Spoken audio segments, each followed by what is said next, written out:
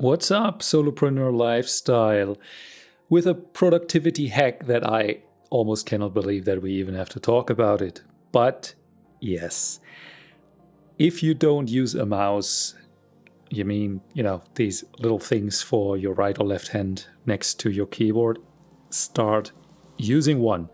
I know that your device might have an amazing trackpad, and yes, not only, but of course, Macs are famous for having great trackpads. This is all good and fine. But I've seen so many people in my surrounding trying out working with the mouse, and they all confirm the huge boost in productivity. So much so that when I hire an assistant or if I work with somebody, I'm like, you can only work for me if you use a mouse, because not using a mouse will slow you down.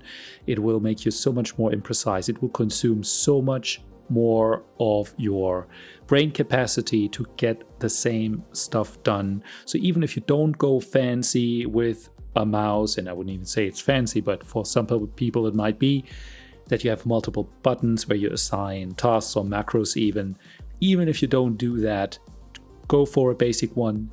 Maybe get one that has customizable, programmable, as it's sometimes being called, buttons, so that you can add more stuff on the go if you later decide to, opening a new tab or opening a new window off or closing a window. I do that like 20,000 times per week. How about I assign a button to that and just get more stuff done? How about that?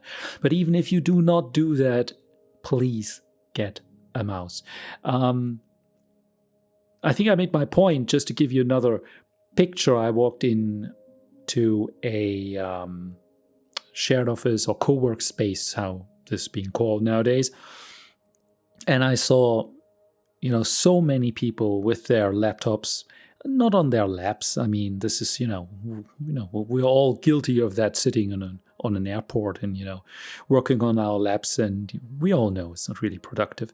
But still having that device on the table in front of them and then, swiveling around with their fingers, and you could just see that the amount of interactions per time was just so low in these people, and there's this illusion of productivity. And we do of course have always this barrier. You have something in your mind and you want to get that in this machine.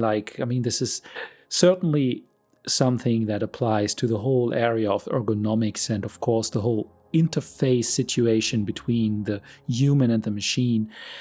It is a bit clumsy that we have to type single letters in order to tell a machine what we want to do. But then not having a mouse, this is castrating us, on top of that already suboptimal situation. So unless you have hands on a DARPA-developed neuro interface that is just from the future, at least get a mouse. Just no discussion about that. Just do yourself a favor. Okay, stay productive.